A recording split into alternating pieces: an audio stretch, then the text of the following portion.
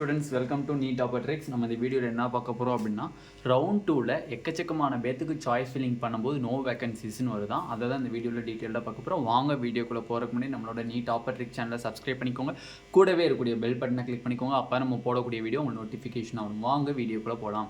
First of all நீங்கள் NEET 2024க்கு prepare பண்ணிட்டுருக்கீங்க அப்படின்னா கீழே டிஸ்கிரிப்ஷன் பாக்ஸில் டார்கெட் கெமிஸ்ட்ரி 180 பேட்ச் அப்படிங்கிறது ஸ்டார்ட் பண்ணியிருக்கோம். அந்த குரூப்பில் நீங்கள் ஜாயின் பண்ணிக்கோங்க. ஓகேவா?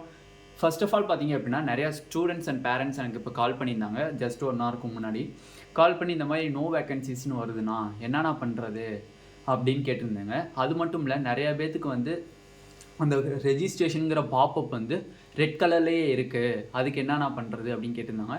இந்த 2 கொஷினுமே நம்ம டிஎன் மெடிக்கல் செலெக்ஷனுக்கு கால் பண்ணியிருந்தோம். பட் எடுக்கவே இல்லை. அவங்க கடைசியாக அந்த 3rd நம்பர்லேருந்து அவங்க காலை எடுத்து பேசினப்ப என்ன சொன்னாங்க அப்படின்னா, அந்த ரெஜிஸ்ட்ரேஷன் நீங்கள் பண்ணியிருக்கீங்க, அந்த 2 days ரெஜிஸ்ட்ரேஷன்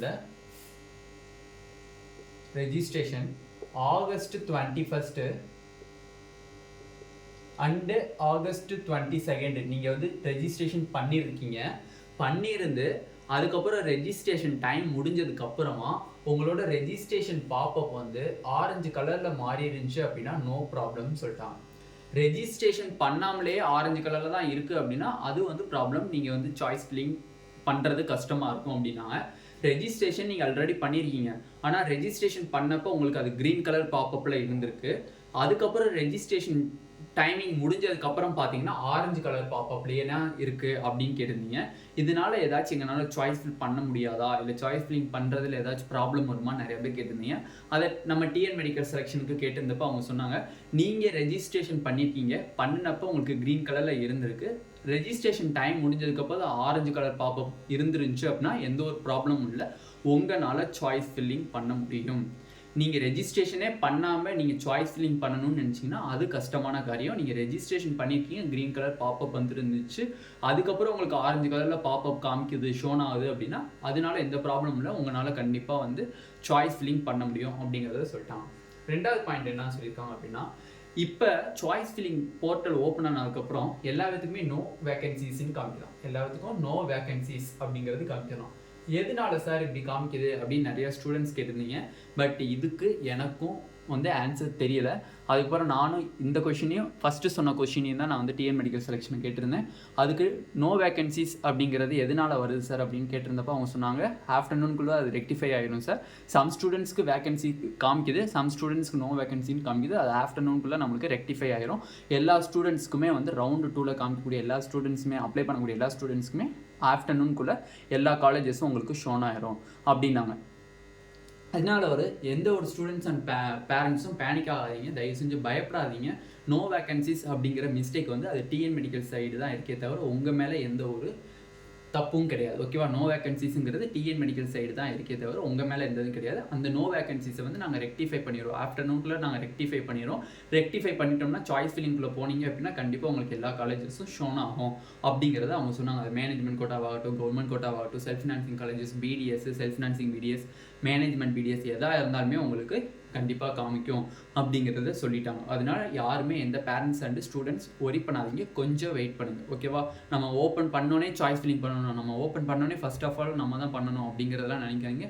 வெயிட் பண்ணி பண்ணுங்கள். ஏன்னா வந்து நம்மளுக்கு 24 ஆகஸ்ட் 24 ஆகஸ்ட் 28 வரை இருக்குது. தயவு செஞ்சு 1க்கு 2 தடவை நீங்கள் வந்து அந்த சாய்ஸ் ஃபில்லிங்கை நீங்கள் ஒரு தடவை கிளான்ஸ் பார்த்துக்கோங்க. ஏன்னா வந்து ரவுண்ட் 2ல் சாய்ஸ் ஃபில் பண்ணுறது ரொம்ப ரொம்ப கேர்ஃபுல்லாக பண்ணணும். எந்த காலேஜஸ் உங்களுக்கு பிடிச்சிருக்கு, எந்த காலேஜஸ் அடிப்படையில் நீங்கள் போட போகிறீங்க, இந்த காலேஜில் நான் ஜாயின் பண்ணேன்னா நான் படிப்பேன் சார், அந்த காலேஜஸ் மட்டும் நீங்கள் சாய்ஸ் ஃபில் பண்ணுங்கள். மனசுக்கு பிடிக்காத காலேஜஸ்லாம் சரி போட்டு வைப்போமே அப்படின்னா போட்டு வைக்காதீங்க. இது வந்து ஃபர்ஸ்ட் ரவுண்ட் கிடையாது, செகண்ட் ரவுண்ட். இதில் கிடைக்கக்கூடிய காலேஜில் நீங்கள் கண்டிப்பாக ஜாயின் பண்ணி தான் ஆகணும். அதனால் எந்த காலேஜில் நீங்கள் போய் ஜாயின் பண்ணணும்னு விருப்பப்படுறீங்களோ அந்த காலேஜஸ் மட்டும் சாய்ஸ் ஃபில் பண்ணுங்கள்.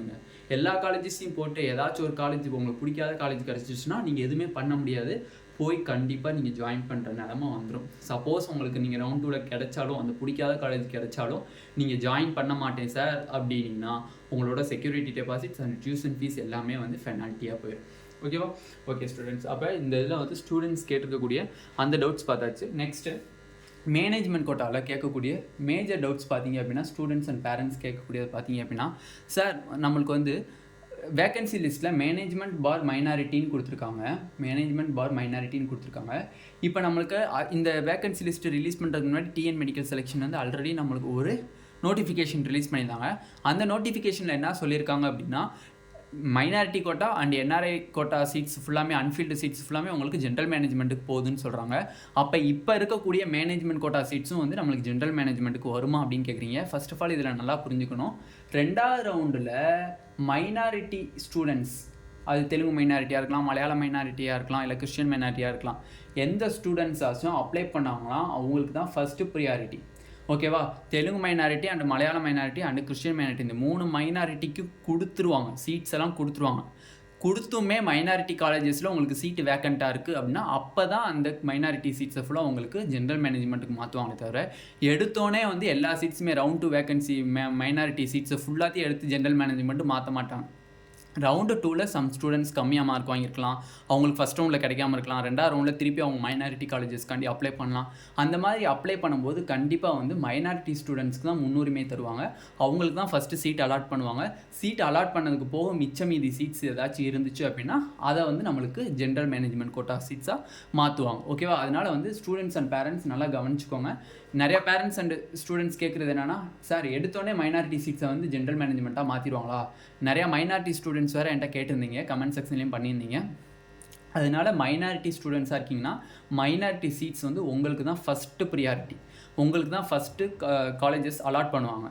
காலேஜஸில் அந்த மைனாரிட்டி காலேஜஸில் வேக்கண்ட் லிஸ்ட்டு கொடுத்தது போகுமே, மைனாரிட்டி ஸ்டூடெண்ட்ஸ்க்கு சீட்டு கொடுத்தது போகுமே மிச்ச மீதி சீட்ஸ் இருக்குது அப்படின்னா, இப்போ ஃபார் எக்ஸாம்பிள் 100 சீட்ஸ் நான் எக்ஸாம்பிளுக்கு எடுத்துக்கிறேன். 100 மைனாரிட்டி சீட் வந்து ரவுண்டு 2ல் வேக்கண்ட்டாக இருக்குது. இதில் ஒரு 15 சீட்டு தான் மைனாரிட்டி சீட்ஸு ஃபில்அப் ஆகிருக்கு அப்படின்னா மிச்ச 85 சீட்ஸை வந்து ஜென்ரல் மேனேஜ்மெண்ட்டுக்கு ஒதுக்கிடுவாங்க. ஓகேவா? ஆனால் ஃபஸ்ட்டு இந்த 15 சீட்ஸை தான் ஃபஸ்ட்டு மைனாரிட்டி ஸ்டூடெண்ட்ஸ்க்கு ஃபில்அப் பண்ணுவாங்க. அதுக்கப்புறம் தான் மிச்சம் மீதி இருக்கக்கூடிய வேக்கன்ட் சீட்ஸை ஃபுல்லாக நம்மளுக்கு வந்து ஜென்ரல் மேனேஜ்மெண்ட் கோட்டாக்கு நம்மளுக்கு ஒதுக்குவாங்க. ஓகேவா? அப்போ இதில் ஸ்டூடெண்ட்ஸ் அண்ட் பேரண்ட்ஸ் கேட்கக்கூடிய மேஜர் டவுட்ஸ் ஃபுல்லாக நம்மளுக்கு கிளாரிஃபை பண்ணியாச்சு. அதனால் யார் ஒரி பண்ணாங்க நோ வேகன்சிஸ் வருதுன்னு ஒரி பண்ணாங்க. ரெஜிஸ்ட்ரேஷனில் ஆரஞ்சு கலர் பார்ப்போம். நான் ரெஜிஸ்ட்ரேஷன் பண்ணேன் சார் ரவுண்டு 2க்கு, ஆனால் வந்து ஆரஞ்சு கலர் பாப்அப் தெரியுதுன்னு நீங்கள் ஒரி பண்ண தேவையில்லை. ஏன்னா வந்து அதுக்கு டிஎன் மெடிக்கல் செலெக்ஷன் நம்மளுக்கு ஆன்சர் கொடுத்துட்டாங்க. அதனால் நோ வேகன்சி வந்து இன்றைக்கி ஆஃப்டர்நூனுக்குள்ளே நம்மளுக்கு ரெக்டிஃபை ஆயிரும் அப்படிங்கிறத ஒருத்தவங்க சொல்லிட்டாங்க.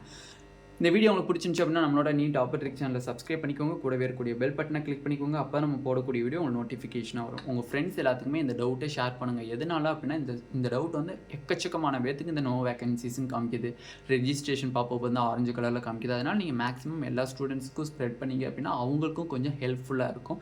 நீட் 2024க்கு நீங்கள் ப்ரிப்பேர் பண்ணிட்டு இருக்கீங்க அப்படின்னா டெஃபினெட்லி கீழே டார்கெட் கெமிஸ்ட்ரி 180 பேட்ச் குரூப் இருக்கும். அதை கிளிக் பண்ணி நீங்கள் குரூப்பில் ஜாயின் பண்ணிக்கிட்டால் உங்களுக்கு பெனிஃபிட். Thank you, students.